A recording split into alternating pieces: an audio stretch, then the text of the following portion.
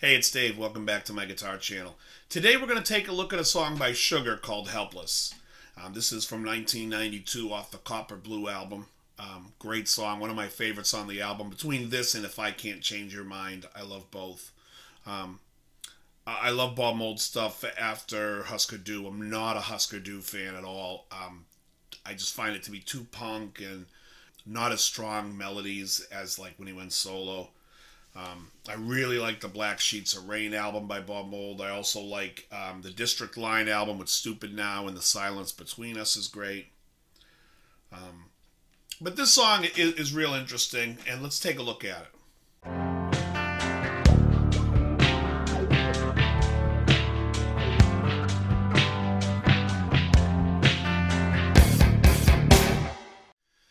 So I've watched him play this live several times, and then I listened to the record a few times before doing this video, and they're very different. There's an intensity live that he's playing that I believe he's doing things a little bit easier so he can sing and not have to worry about moving his hand as much. And on the record, there's a lot more subtlety stuff. And I'd like to look at the record version. And it also sounds like there's a couple of guitars on the record that are playing. Obviously, there's the, there's definitely a few guitars playing on the record. And we'll take a look at them. So the opening of the song, I'm going to show you the riff, and then I'll show you what he's playing on the second guitar underneath it. In the intro, he's playing...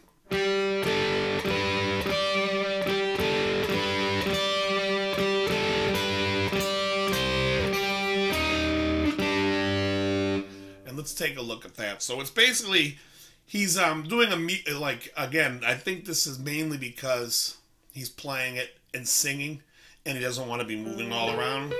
And I don't know if on the record if he's sliding that, but on live he's playing it like this, and so I just play it like this. So when he gets to that B, he's muting the G string, and it's just the D string, and the B string. And as you can see, there's a capo on the 5th fret to start. And the whole song is capo. Both guitars are capoed. So it's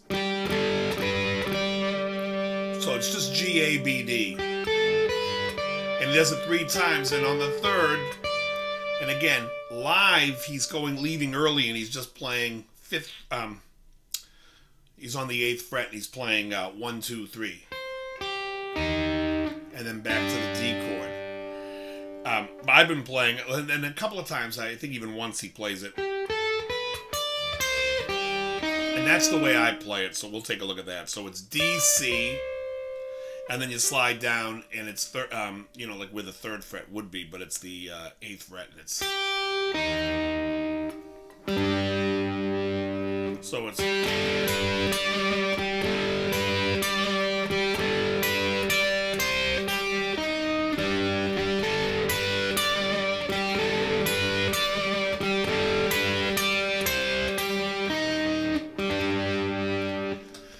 While that's going on, there's another guitar underneath basically hammering away at a D chord.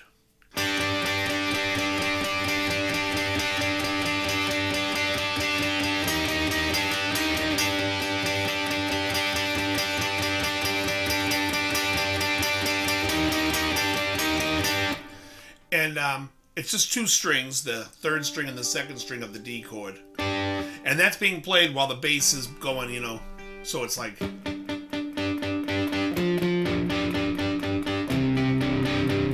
when it's on the beat, on that E flat, he's going... So, and that's going to be a reoccurring thing. We can call this the B flat or the E flat. With the capo, from this point on, I'm going to refer to everything as if the capo's not there. So we'll say this is a D. This is well, live he plays it like a G over C. Then it's a G. And then with the B flat and the bass. And that's all he's playing it live. But when he's on the record, he's playing, for the verses, he's like... So he kind of outlines without hitting that high D. So it's like...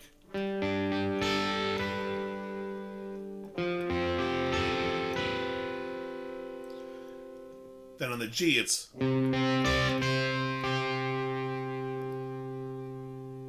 And then on the B flat, he's going, and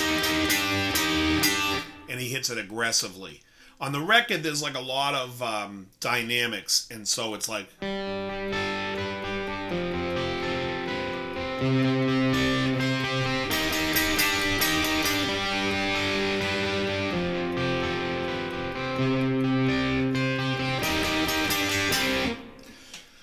So it happens twice, and I'm going to show you there's a variance that goes on. The first time when he's playing it, it's the second chord repeats the same phrase, and the third is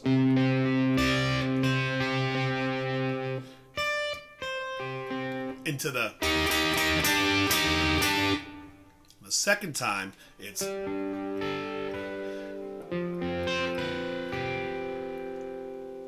okay, so that's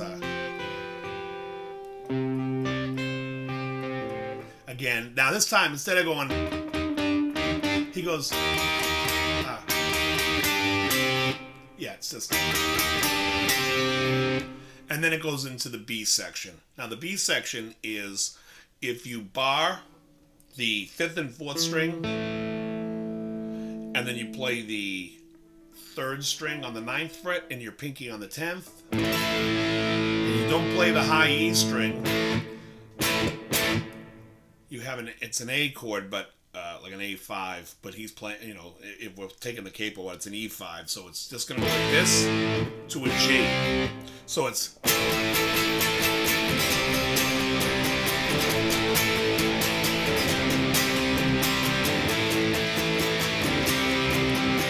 now live he just plays what the one guitar plays, which is like a G to an A, like an A7 sus4 type of thing. What he's doing live is, on the record, while that guitar is really low in the mix, he's playing.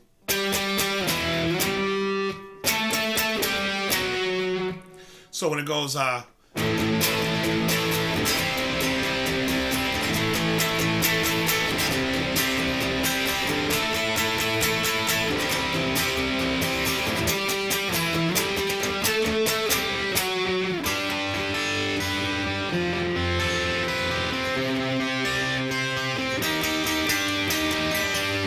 and that's basically, that's like 99% of the song.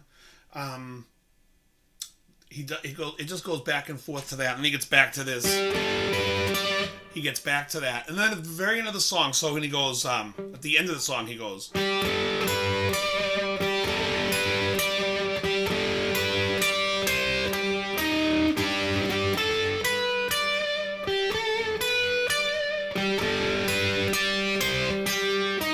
Now he plays this part, and it goes.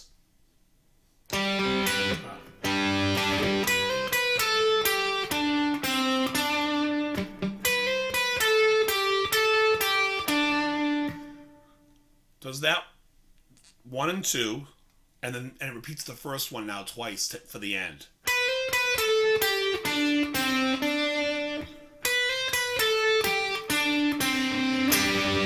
And that's how the song ends. So again, the ending is.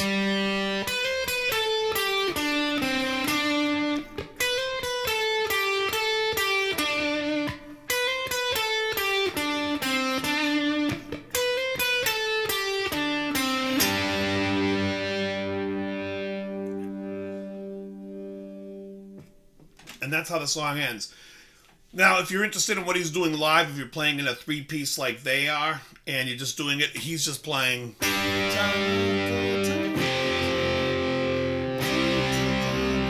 And then here he's going, he moves from the G chord, he moves this up, and he's just going.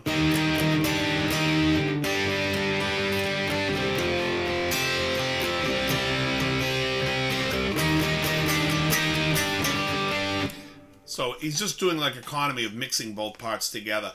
But when you see him play it live, he's not really playing it. He's not really playing it like the record. There's a lot less dynamics. It's much more in your face because obviously it's harder for them to pull that off. But anyways, that's the song "Helpless." Maybe I'll do acoustic if I can't change your mind. If this video gets a lot of likes, then I'll or a lot of views, then I'll throw up If I Can't Change Your Mind. If there's any other stuff that you want me to show you how to play, usually I start every video off with like a music beginning, but I couldn't find anything on this, and I was like, you know what, I'm not gonna. It's like too many parts to play it to make it sound good. So I was like, I'm just gonna show how to play it. I think I'm gonna start my build for my. I'm building a Jazzmaster. I'll show a picture here of what that's gonna look like. I'm building it from Warmouth parts. I think it's going to be really cool. I haven't decided yet if I'm going to make it a baritone neck or if I'm just going to put it on heavy strings and bring it down to C. Like low C. That's what I might do instead of using... because otherwise I can't really get the neck that I want. I even thought about doing it as a bass 6. But I just think the low C could be really cool. I just want to thank everybody for who's subscribed to my channel. It's fun stuff. I enjoy doing these videos, my rants and all that other stuff. I'd like to get into a few more lessons. I've had a request to do a couple of more artist spotlights, which I'll be getting back more into that to talk about some of my favorite players and whatnot. You know, I'm still waiting for that bomb distortion to come in. So when that comes in, I'm going to adjust my board and redo my board. You know, I bought this Tech 21 XXL pedal because I saw Leif Alsati play it, and I've been dying to put it on my board. I just haven't decided what I want to put it on my smaller board because it has a buffer and I could use the buffer on it. So I'm thinking of taking the Animal off and maybe putting the Animal on my big board.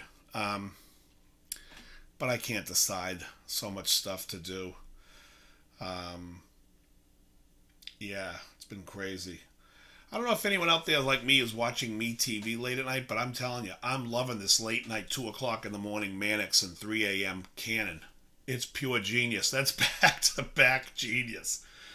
And how about Joe Campanella? He's 92. I think he turns 93 this November. Still alive. Guy was a stallion back then as Mannix's boss. Great show. I'm thoroughly enjoying the old 70s shows. Totally not PC. Totally hilarious and great. And I highly recommend Canon. There's nothing funnier than watching that guy. I mean, it's like unbelievable. The other day, he was... this cop came down. He was going through the book of mugshots. And he's like, Frank, is it true you're not eating till you find the guy? He's like, yes. He goes, oh, I can't believe, you know, he was like all shocked that he wasn't eating. And then Cannon finds the guy's face. And he's like, the cop's like, I'll make an emergency call to get an APB out. Frank goes, well, I'll make an emergency call. And Frank picks up the phone. He's like, is this the delicatessen? Do you deliver?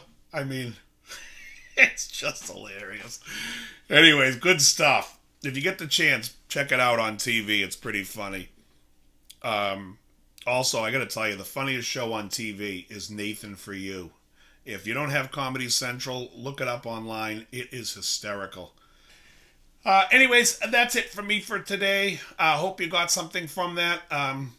Like I said, if you're a Bob Mould fan, you should love it. Anyways, very good. You're right on target. You hit the nail right on the head with your comments, what you're saying today. You're right on the money, everything you said. You're 150% correct.